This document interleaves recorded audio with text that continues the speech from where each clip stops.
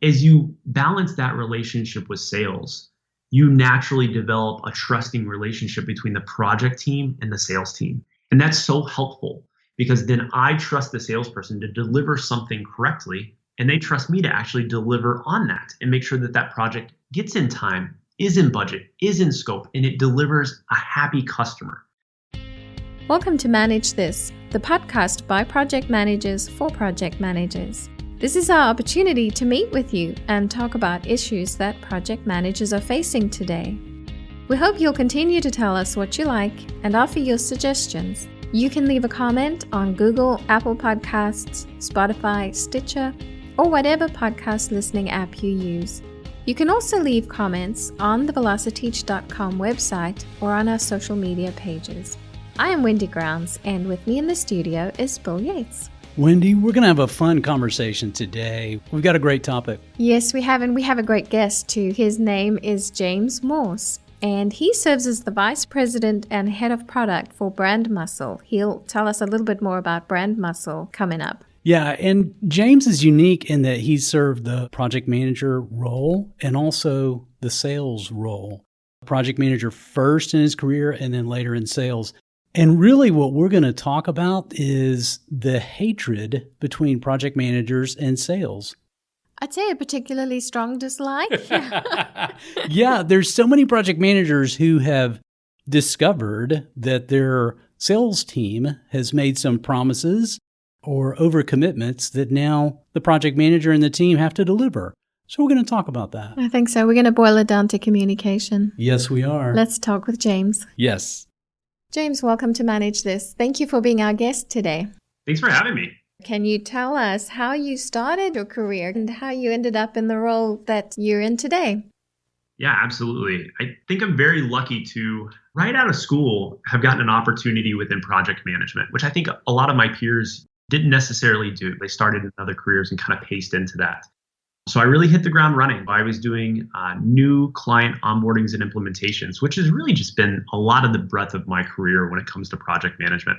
And I've slowly just transitioned into different opportunities, typically in SaaS and software, which has taken me to where I am currently with Brand Muscle. I've been with Brand Muscle for a little over 7 years.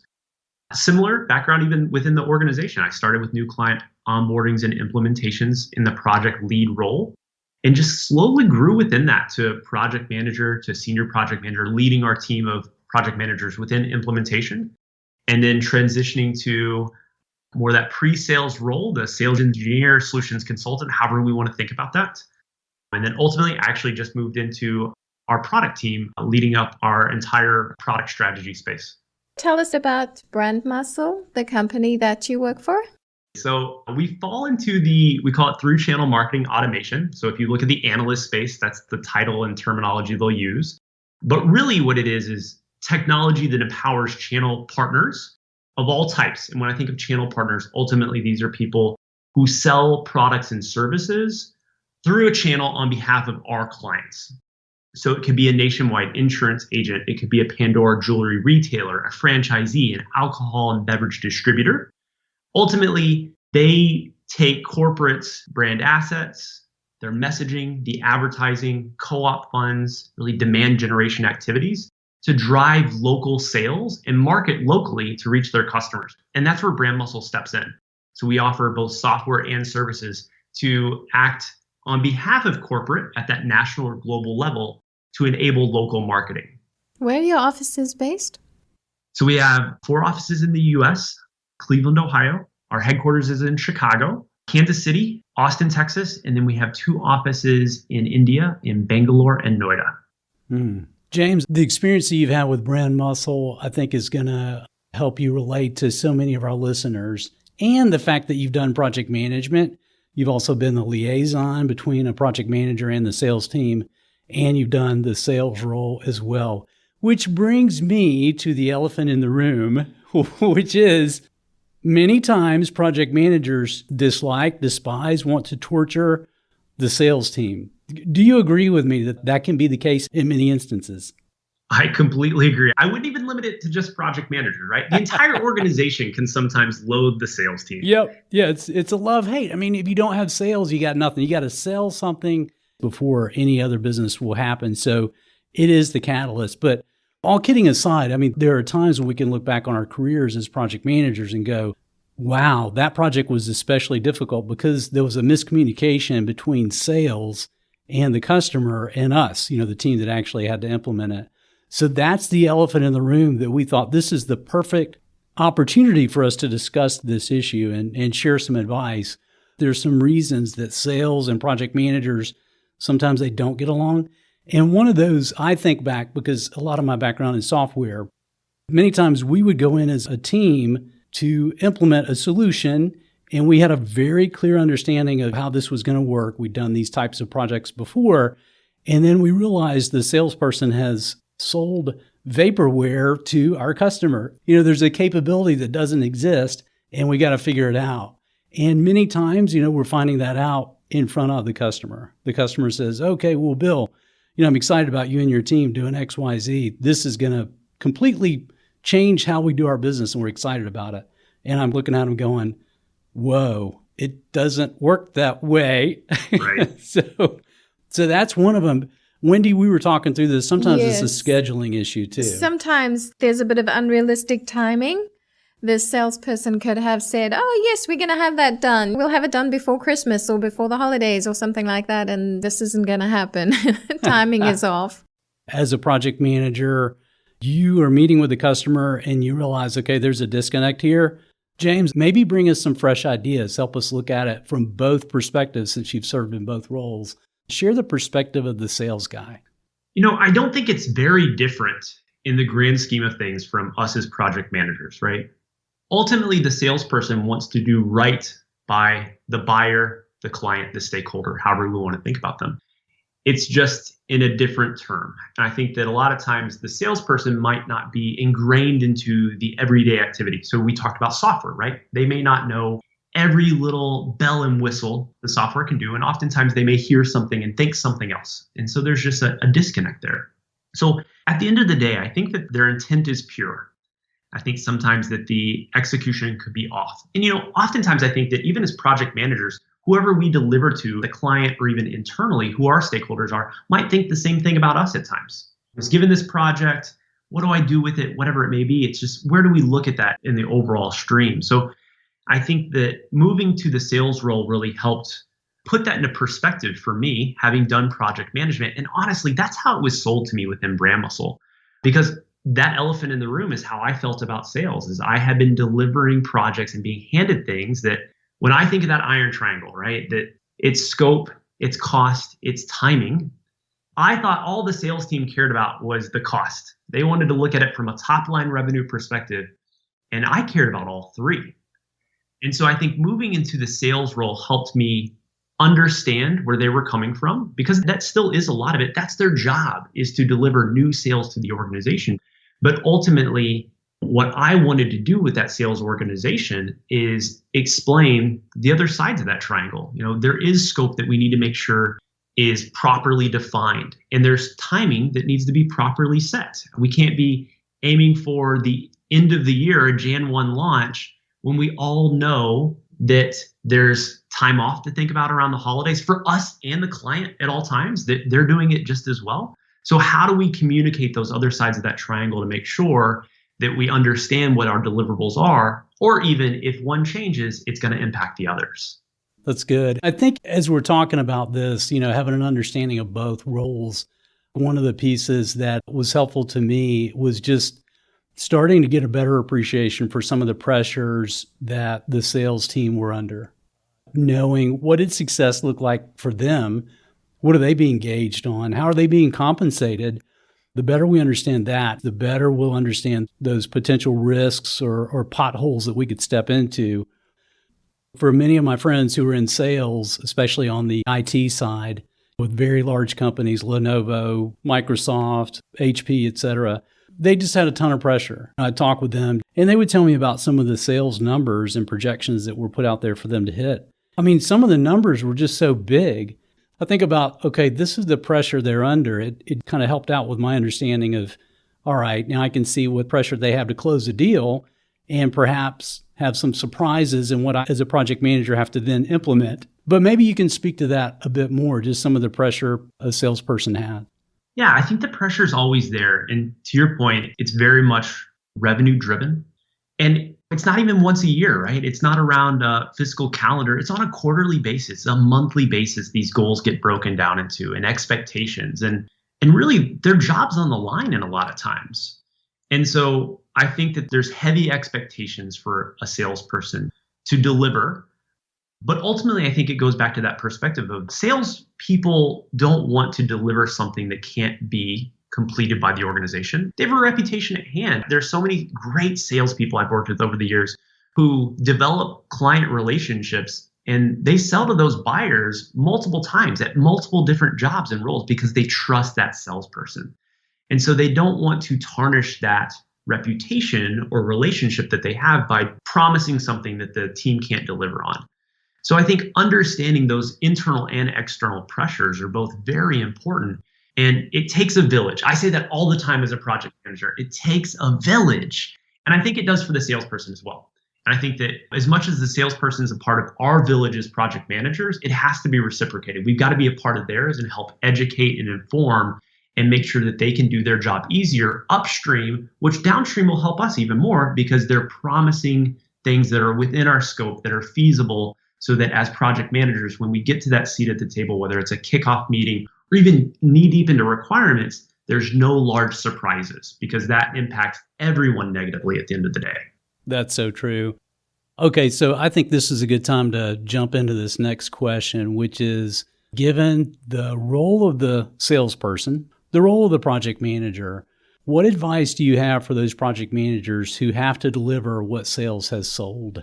So I think a lot of it comes with role clarity. And so I think that's just an internal piece of it, understanding where those handoffs happen internally so that externally they're not fumbled, which I think we've seen quite often. At least I personally have experienced it quite often. To deliver on those things, it's setting the expectation. I guess I'll use an example that's outside of project management that's with my wife. So my wife's a speech therapist. And whether you know what a speech therapist does or not, doesn't matter to this. What she finds in the hospital world is that nurses, doctors, et cetera, don't understand when to bring her in. So she's constantly educating these other teams. And I try to steal this from her because she does such an incredible job at it, of informing them of when to bring speech in. When does it make sense in the overall patient care?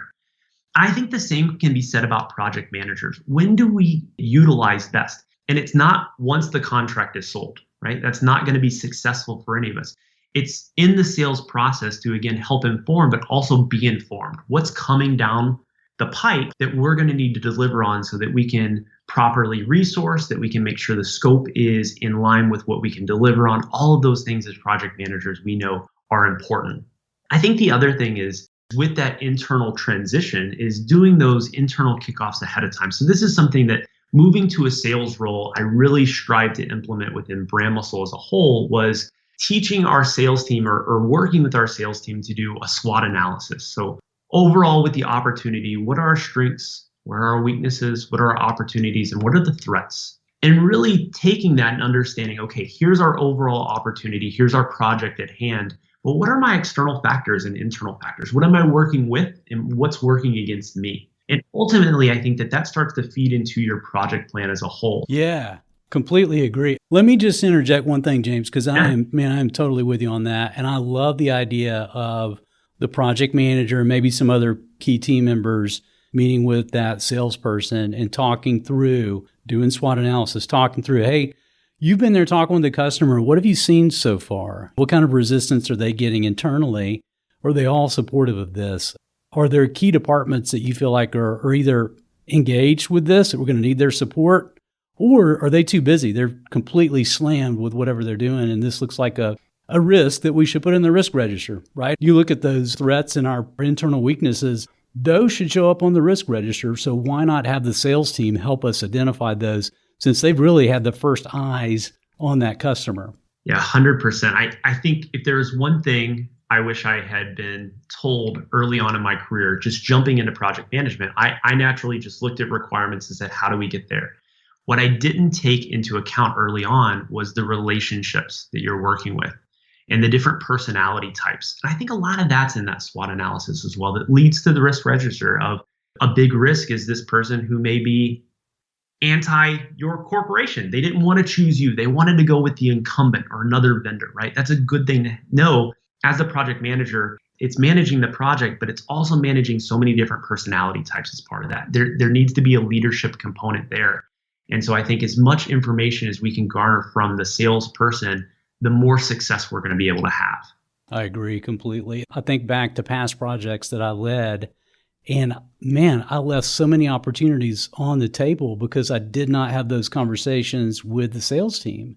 And I should have. They would have been helping us out, helping us think about risks, think about engagement strategies that we should have had. And also, if we continue the conversation of the SWOT analysis, there may have been opportunities that we missed out on, or there could have been other modules of our software that would have fit in very nicely if I had gotten the sales guy to go back and ask a few questions about another department. These are opportunities that we can exploit, we can really capitalize on, but I think you're the perfect person to find those out for us. So I feel like I've missed opportunities in the past with projects where I just didn't, back to your point, just give me the requirements and what you think they are, and then we'll go find out what they really need, and we'll go make this project happen. It was such an us versus them with the sales team, so that was missed opportunity. And that's a tough thing to overcome. I think that sometimes the sales team, because they're so revenue focused, thinks that I just need to get the revenue in the door and hand it off. Going back to success and how to do that handoff, I don't think that it should be a cold handoff. I don't think the salesperson should just hand off anything and leave the table. I think that they still need to be involved. And I don't think that's a primary point of contact or necessarily the primary voice in the room during these things, but they need to understand what's being delivered. It also helps us as project managers ensure that there's no surprises or the client saying, well, you know what? Jake and the sales team told me this was okay. We want to make sure that we don't have any of that. And I think keeping the salesperson involved helps the relationship, but ultimately make sure that there's cross education on both sides so they understand what's getting delivered. It just helps them in their next opportunity set the stage for what's going to be delivered and the process, right? So many buyers want to know, well, what's the process once I'm done here? And it helps them better articulate that. That's good. When we had a conversation before, James, you shared really good advice about checking out the contract. So that back to that basic question of, as a project manager, what are some of the steps that I can take to make sure there are no surprises from the salesperson? And this is something that we talk about a lot in our project management courses, which is I got to look at the contracts first. I need to be familiar with the contracts because that's when I'm able to, as a project manager, look and see what little Easter eggs the salesperson has hidden for me. So, you talk about standardized contracts and looking those over and having those conversations. Say a bit more about that. Yeah, I think that moving into the sales role, that was a large impact I wanted to make as well, which was standardizing all of that product language for us being in software, but it's that contract language no matter what. What do those deliverables look like? And then it helps you quickly flag what's not happening or what's new to a contract that may not have been there before. And that's a big piece. And then have the conversation with the salesperson or even the client and stakeholder at that point of understanding, what does this mean to us? What does this mean to them? Honestly, the contract oftentimes in projects is my Bible. It's the first thing on my desktop. I'm referencing it at all times, just making sure as we go through those different stage gates that what we're delivering on is within that contract. And it helps with scope creep at the end of the day. It just makes sure that we stay in line. We're not gold plating anything and we're not being pushed to deliver more scope that we haven't promised to deliver. What advice would you have for the sales team to help them understand the role of the project manager?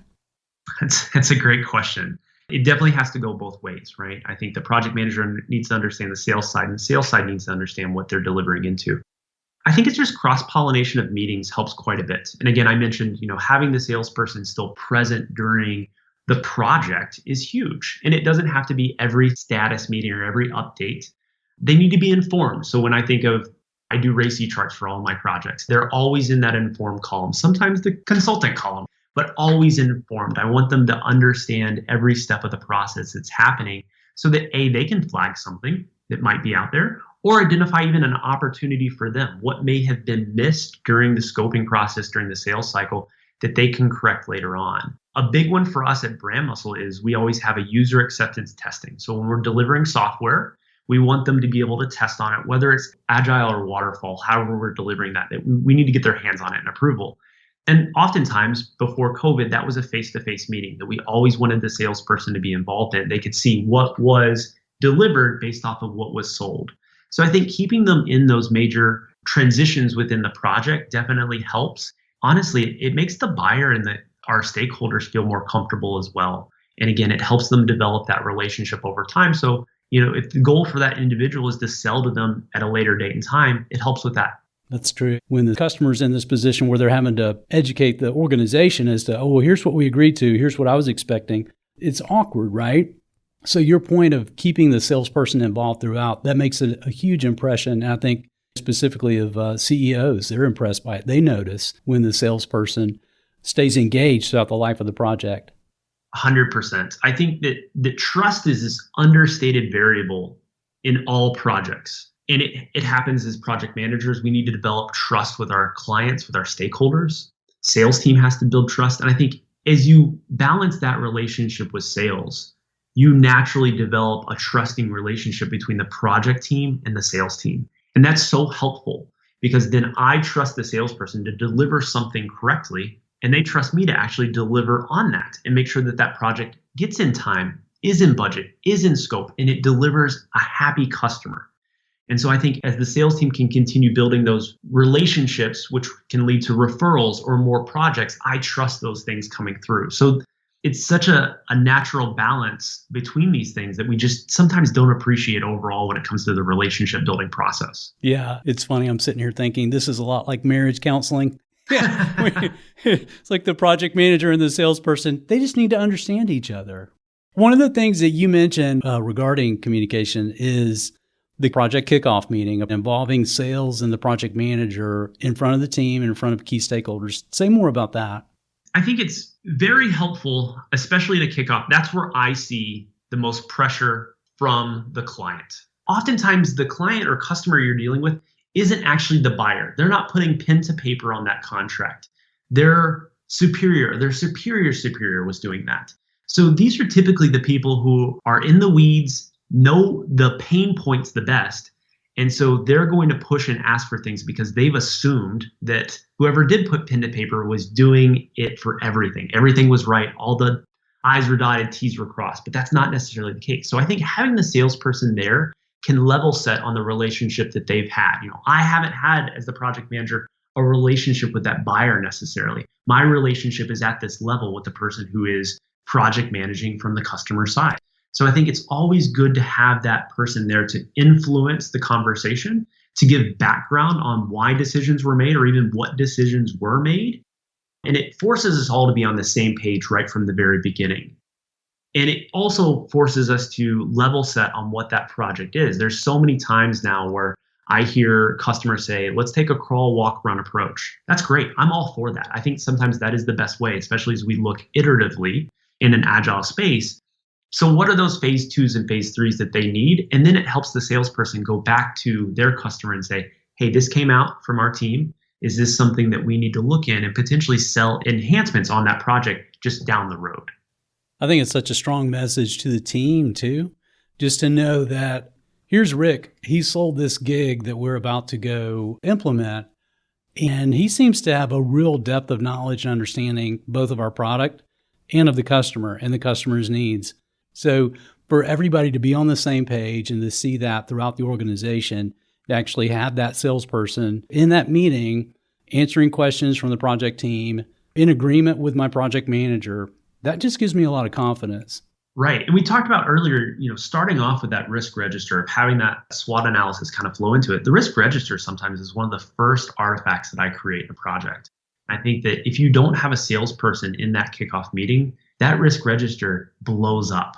There's so many nuances and new items that come out of that meeting that can be mitigated just by having that salesperson in the room to help level set. That's so funny. I'm sitting here thinking about some of the project management framework and the different tools and techniques that we do in projects. And, again, you think about bringing people in to identify risks. What a perfect person. How about the one who spoke with the customer right from the beginning, identified their need, and convinced them that we have a solution that'll work? That's the perfect person to have in there to make sure that we start the risk register the right way.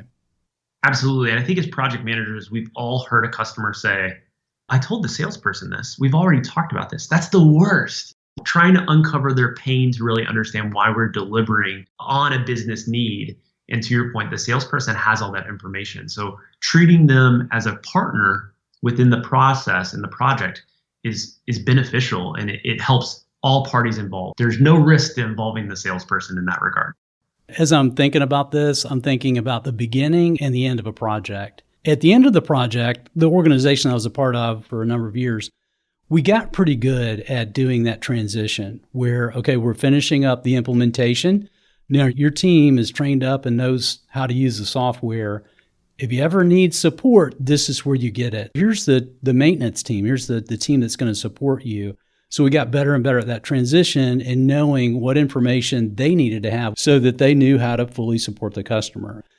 And on the front end, how many times do we ask the same repetitive question to that client where they're just rolling their eyes going, I've already answered this. I hate it. If I'm on the phone with customer service and they say, I'm going to have to transfer you over to another department, and I've already given my account information and verified address and all that. And then boom, second person comes on and they're, tell me your name again. I'm like, come on, it's annoying. So how many times have I done that as a project manager where if I had just on the front end of the project engaged the salesperson better, more effectively, we'd all look better as an organization.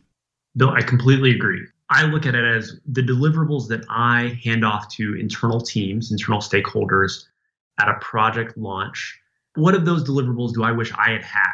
That's a big piece of project management. We need to know what to hand off, but there are so many times where I've done that handoff. I thought, man, this would have been great to have at my point. I'd really set them up for success. I wish someone would do the same for me. I wish I was being set up for success. And sometimes I think going back to the elephant in the room, that's why there's so much distrust and uncomfort with the sales team. So how do we help them deliver that so it is more cohesive across the engagement? James, I want to ask a leadership question. Looking in your past, who has influenced you as you've grown as a leader? I wouldn't say it's one person. I think it's a group of people. Going back to it takes a village, not to just beat that one. I think that one of the things I was challenged with early on in my career was to find a mentor, and not just one, but multiple. And I've had the luxury of finding some really incredible mentors, both within the organizations that I've worked and outside of the organizations. I think that getting involved in your community really early on in your career or later on, it doesn't matter which, really introduces you to people that you might not meet in your everyday career. That's really helped me find mentors externally that still work within my industry, my environment, whether it's project management, whether it's software specific, whatever it may be. I think there's been a group of mentors that I've always felt I could go to ask questions and just get feedback before making decisions. And I think as a leader within any organization, you need that, especially that lens externally, to make sure that you are making the right decisions, not just for you, but for the overall organization is crucial. James, is there any advice that you wish you had received early in your career that you can leave with our audience? I think a big one's not to be afraid of failure. I think that as a project manager, there's a lot of pressure on us to deliver that project successfully. And the pressure is coming from all angles, whether it's the customer, internal stakeholders, sponsors, there's so much there. But failure can be defined in so many ways, but being afraid of failure, I think ultimately caused more risk than not. There are certainly projects looking back on that I think shoulda, coulda, woulda done these things. And I think a lot of that was just fear of failure. I think some of these ones that where I have failed or the team has failed, owning that, taking responsibility and picking up from there is huge. And so I think that knowing that failure isn't this overarching fear, it's going to happen at some point. There's no ifs, ands, or buts about it. It's going to happen, but understanding what to do with that after is a bigger piece of it. So I wish I had early on in my career better understood that it's going to happen and here's what I need to do afterwards, instead of just proactively being afraid of failure as I went along in projects. That's excellent advice. There's such a balance early in the career, especially of, I don't want to come across as cocky and all-knowing because I'm not, but I also want to be somebody who's willing to create that trusting environment with my team and with my customer so that I can go for it and take those chances. And if it doesn't work out, that's okay. Let's quickly adjust and come about it a different way. So that's great advice. Thank you so much for that. James, if somebody wants to contact you, what's the best way for them to connect with you? Sure. You can go to my LinkedIn. I'm always checking messages that come through there. I certainly don't ignore them. Or you could just email me. My personal email is jamesleemorse, Morse, @gmail.com. So I'm open to any communication, but feel free to reach out. Thank you so much. We're going to send you a Manage This coffee mug as a token of our appreciation, just to say thank you so much for being our guest today. As an avid listener, I cannot tell you how excited I am for the mug. James, thanks so much, man. We really appreciate it. Excellent. Thank you. And you guys stay safe. And to our listeners, the good news is that you just earned some professional development units by listening to this podcast. To claim your free PDUs, go to velociteach.com and choose Manage This Podcast from the top of the page. Click the button that says Claim PDUs and click through the steps. That's all for this episode. Thank you for joining us. Until next time, keep calm and manage this.